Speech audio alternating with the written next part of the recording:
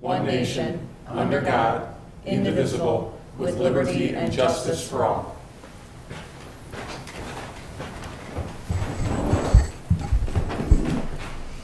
As with previous council meetings, for those present, copies of the agenda can be found on either side of the room. And for those watching at home, the agenda as well as links to the documentation we have here on the dais can be found at our website, downers.us, where in the lower left-hand corner you can find a link titled Current Week's Meetings. Due to the continuing COVID-19 pandemic, public comment will be taken electronically as well as here in council chambers.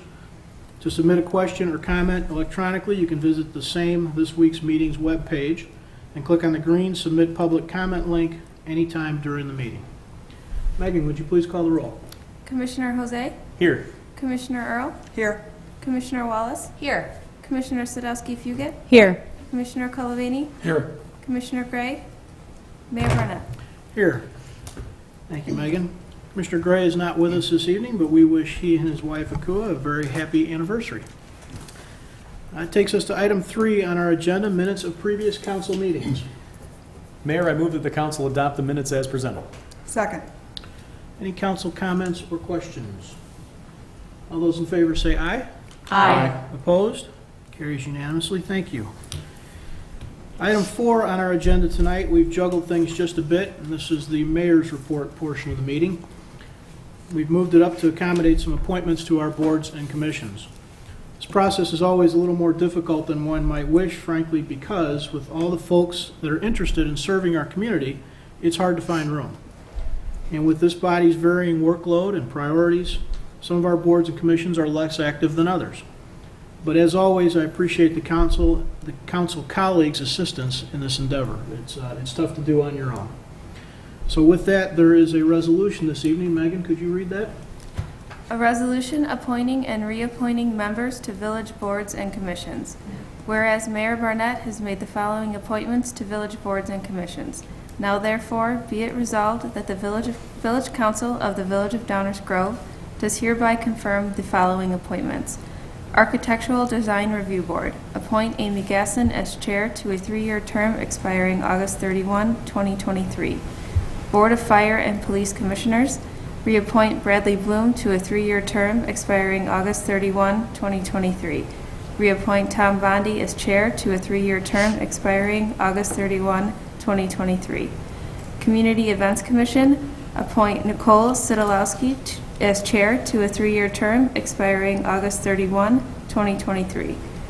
Plan Commission, reappoint Abby Rollins to a 3-year term expiring August 31, 2023. Stormwater and Floodplain Oversight Committee, appoint Marissa Schultz and Peter Tomasitis to 3-year terms expiring August 31, 2023. Appoint Mark Scacco as chair to a 3-year term expiring August 31, 2023. Transportation and Parking Commission, appoint Tara O'Malley to a 3-year term expiring August 31, 2023. Thank you, Megan. Is there a motion concerning the resolution? Mayor, I move that the council adopt the resolution as presented. Second. Any council questions or comments? And once again, thank you to all the residents who agree to serve their community. We really appreciate it. I have a comment, Mayor. Thank you. Please, go ahead, sorry. I have just a couple of appointments that I'd like to speak to because I know these people personally. First of all, Architectural Design Review Board. I think putting Amy Gasson as chair, she's uniquely qualified to do that. First of all, she's a licensed architect. Secondly, she did sit on the ad hoc subcommittee on historic preservation and always did her homework and had a lot to do with the new historic preservation ordinance that led to some 26 landmarks in addition to the 2 prior landmarks. She was also the first homeowner to have landmarked her own home. She was also successful in getting the first successful approval of the tax assessment freeze situation with the state, the program, and for her in-laws' house. I know for a fact that she literally knocked on several hundred doors of historic homeowners. So if they have the privilege of appearing before Amy, they might recognize her in doing that. She also served on the Plan Commission for 4 years, including acting chair when the chair was not available. And another thing that's notable is she is the only ADRB member, currently sitting ADRB member, that has a landmarked home. So I think we're doing the right thing for our village in that. Secondly, regarding Abby Rollins, I happen to serve with her on the Plan Commission. I don't think she missed a meeting. She was always very thoughtful, did her homework, always had insightful things to say. So those are the two that I'm really pleased about. Thank you, Rich. Yeah, it's nice to hear some of those good comments and thoughts about our volunteer residents. We do have a fantastic community full of residents who want to help. And when they do, we really appreciate it. The truth is, that's what you're looking at up here as well, our residents that want to help. And so it's really a pleasure to be able to work with some of our residents on these boards and commissions. With that, so a roll call, please. Commissioner Jose? Aye. Commissioner Earl? Aye. Commissioner Colavini? Aye. Commissioner Sadowski-Fugit? Aye. Commissioner Wallace? Aye. Mayor Barnett? Aye. Thank you all. Item 5 on our agenda are public comments. This is an opportunity during the course of the evening tonight for residents to speak on items not on tonight's agenda. There will be other opportunities when we hit agenda items, so if there's anyone that would like to address the council, please come on down to the podium.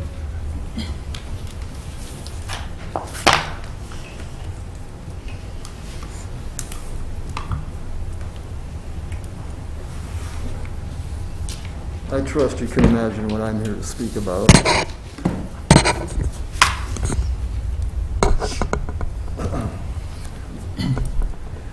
And I apologize, I intended to make these remarks your last meeting in August, first of all, and I will be getting you printouts of the remarks I've been making, including this evening, sometime this week, I hope. The last time I spoke about the predicament in which we find ourselves trying to deal with the dual challenge of a major health crisis and a major economic crisis, I want to extend that discussion further by observing that our predicament in dealing with these challenges is precisely why the matter of environmental sustainability has been handled up till now as an issue regarding the type of economic growth one pursues, rather than as a structural issue concerning not just the wisdom, but more importantly, the possibility of continuing to relentlessly pursue economic growth. This preferred but wholly inadequate understanding of environmental sustainability requires less in the way of rethinking and redirection. Thankfully, by my assessment, the virus has stopped that avoidance dead in its tracks.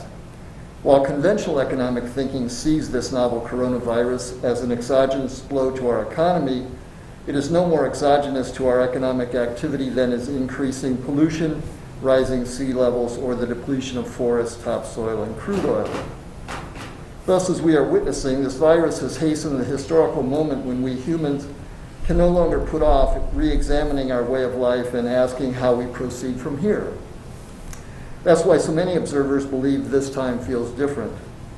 Given the magnitude of the challenge and given the existential conflict manifest in the clashing solutions preferred by the zero-sum and non-zero-sum worldviews, the simmering political crisis is, not surprisingly, starting to boil over.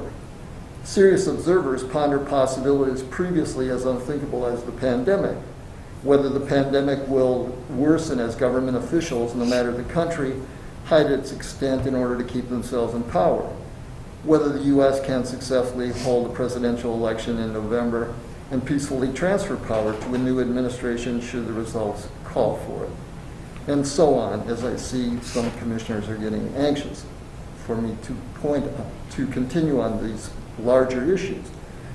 Which leads me to say this: as much as this council and the residents of Downers Grove may prefer not to think about any of this, I contend we avoid doing so at our peril.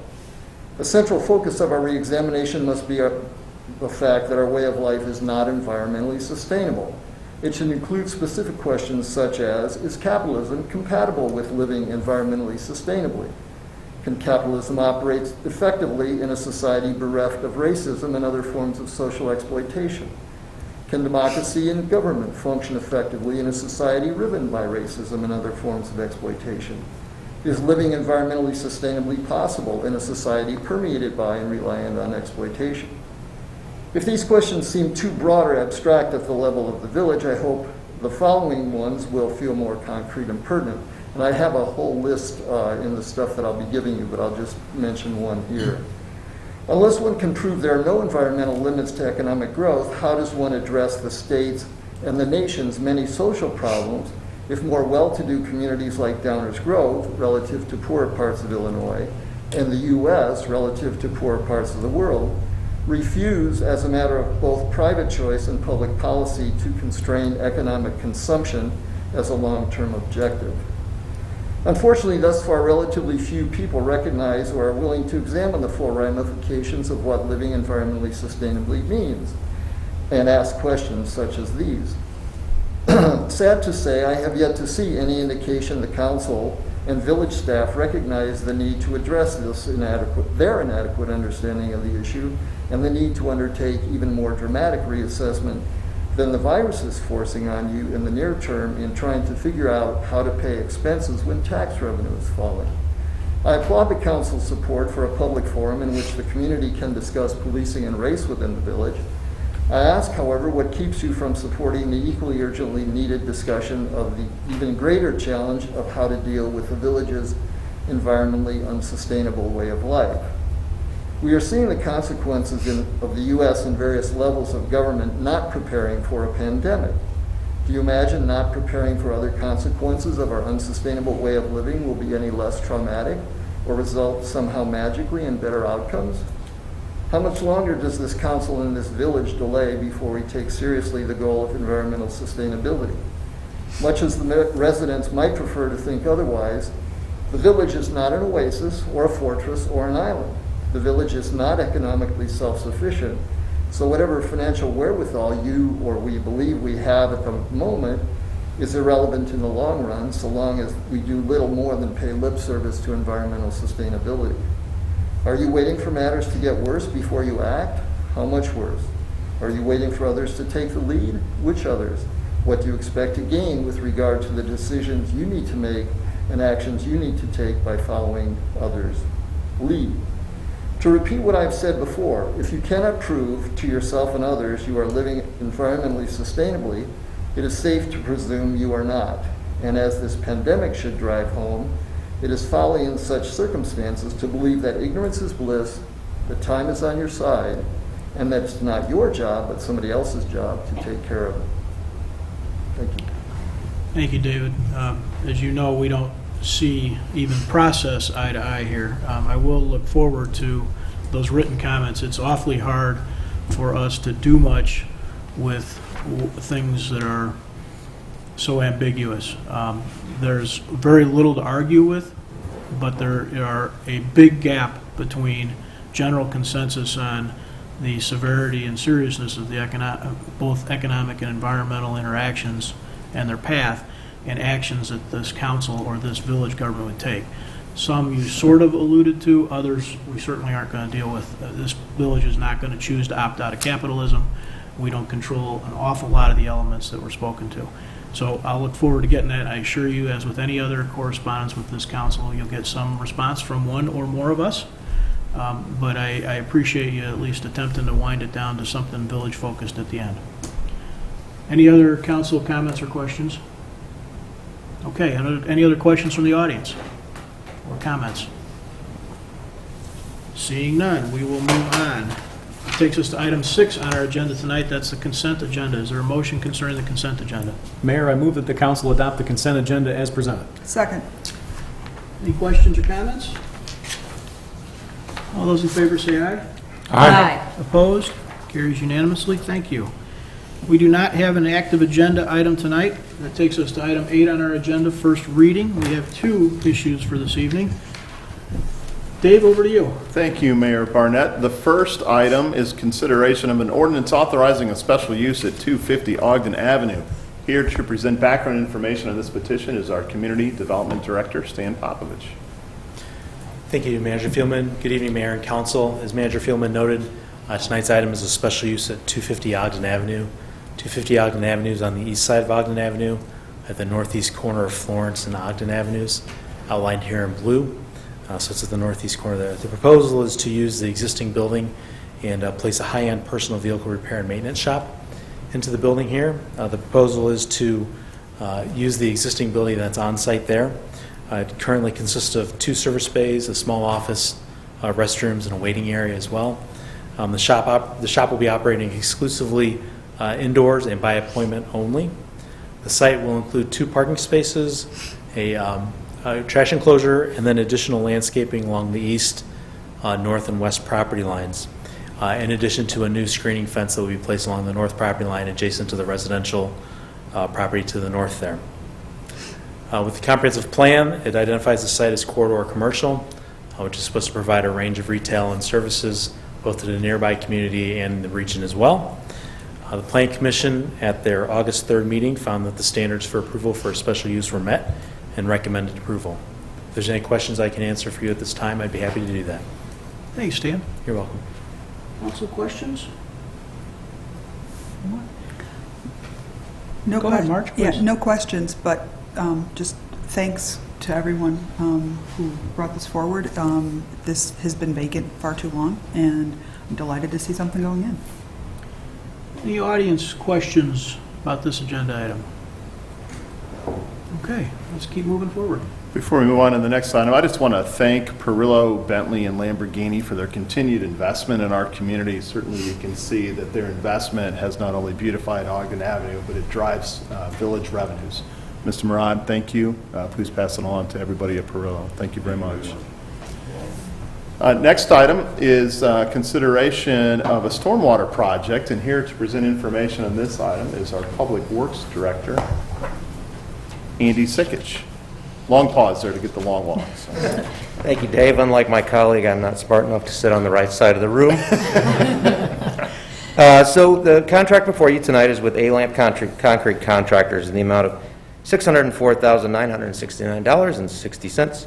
It is for the replacement of a culvert across Springside Avenue, south of Downers Grove South High School, just north of Bolson Drive. And to call it a culvert, it's a bit of a misnomer. It's a fairly large culvert. It's where Prentice Creek crosses under the road. So it's 2 8x6 box culverts that have deteriorated to a point where we really can't maintain them anymore. This is Prentice Creek, so we feel like it's important to replace this at this time because failure would be catastrophic. So that's about all I have for you. We recommend approval of the contract. Thanks, Andy. Any council questions? Greg? Thank you, Mayor. Just a comment. Excuse me. I wanted to point out that this is the Stormwater Fund, and the Stormwater Fund is an enterprise fund. We have our stormwater utility fee, all the revenue from which goes into that fund, and you might think, well, gee, why are we spending $600,000? That's because the stormwater fund is actually quite healthy right now. We've been fortunate in that folks are continuing to pay their water and stormwater bills. So we're able to move forward with investments like this in our community to keep our stormwater issues at least not getting any worse, and certainly getting at least marginally better. I think it's important to point that out given our current circumstances. Thank you, Mayor. Thanks, Greg. Let me add to that a little bit for those watching at home. This village does take and address various environmental things in various ways. What we've never done is just stuck our head in the sand. And the establishment of that stormwater fund, much to the chagrin of this council member at the time, was one that put an action that put this village into a position of having a dedicated funding source for things that are necessary that have a seriously positive environmental impact. So while the economy is making things difficult for municipalities right now all over, as Commissioner Jose pointed out, some of our environmental efforts in the world of stormwater proceed forward independent of that because they have a dedicated, unique funding source. The list is kind of endless along those kinds of lines, but it's a good point that Greg made, and I want to highlight that structural importance of our stormwater fund. Other council comments? Rich, please. First of all, I was pleased to see that we're increasing the size of the culvert, so great that we're taking this opportunity to put a bigger fix in place. Also, there are a number of trees that need to come down because they're volunteer trees. They're actually blocking the flow. Trees do a good job at absorbing stormwater. In this case, they're adding to the problem. So I'm all for getting, these are not high-quality trees, I might add, and then we have the opportunity to replace them on the north side with higher quality trees. Thanks, Rich. Nicole? Yeah, just real briefly, some people out there may be thinking, these improvements never happen in my neighborhood. And I will tell you, this happens to be happening in my neighborhood. And a lot of sometimes I feel that way. Why does nothing ever happen in my neighborhood? And so I pass this very often. I see the deterioration. And so I promise, if you feel like that at some point, you will notice something happening in your neighborhood. Thank you, Mayor. Thank you. Anyone else? Any audience questions on this agenda item? Seeing none. Thank you. All right, thank you. Anybody interested in seeing exactly where stormwater improvement and investment has taken place over the last 10 to 12 years, you can check out our website, downers.us, go to the stormwater utility page, and you will see, I think the count is over 75 projects for, I forget how many tens of millions, but yes, throughout the village. That ends our first reading tonight, Mayor. Thank you. Thanks, Dave. Mr. Baker, did anything come in during that discussion? It had nothing reported. Okay, thank you. Manager's report. No report tonight, Mayor. Thank you. Just trying to get out of here, aren't you?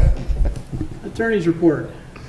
Thank you, Mayor. Only one item tonight. That is an ordinance authorizing a special use for 250 Ogden Avenue to permit a personal vehicle repair and maintenance business. That is all, and it will be on next week's active agenda. Thank you. Thank you, Enzo. Item 11 on our agenda tonight are council member reports. This is an opportunity in the meeting for council members to report out on activities going on in the community, boards or commissions or other government entities that they're working with, or just general items that they want to make available to the rest of the community. So let's start with Marge tonight. I have no report, Mayor. Thank you, Marge. Rich. I have no report, Mayor. Leslie. I just want to wish all of the parents a very patient first few weeks of distance learning. Be kind to your teachers and administration. And also just to remind everyone that COVID is still here. I know I sound like a broken record, but we're coming up on what's looking to be a very nice holiday weekend. So if you can, please socially distance and wear a mask. Thank you. Nicole. Ooh, coming to me. I'm not last tonight. We went in a weird order. This is really exciting. Of course I have a report. First of all, kind of piggybacking on what Commissioner Sadowski-Fugit said, please thank your students, teachers. They are working incredibly hard right now. And I know we've talked about in weeks past, the pandemic is still here and people are still really struggling. We've talked about the social and emotional toll before. So just a brief personal story. This morning, one of my sophomore students expressed suicidal ideations to myself and a colleague.